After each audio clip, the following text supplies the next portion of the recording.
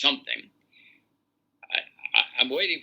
I have learned in life that you don't force people to learn something. You wait for them to be receptive and interested and eager, and they're more likely to be better students and learn more. And it hasn't gotten to that stage yet. I'm waiting for that.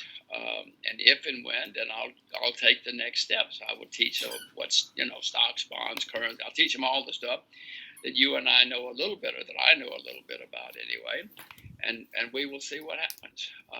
But I'm waiting for them to show the initiative first, because I have learned that if they're not interested, when my daughter was 2, I said, "Well, you ought to learn how to play football." So we took her to football lessons.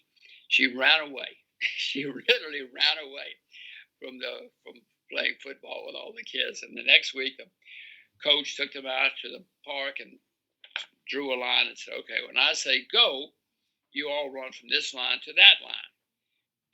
The coach said go, and everybody ran except my daughter. She didn't move. I now realize she didn't want to be a football player. Who could care less that the World Cup is the most watched event in the world? She didn't care at all.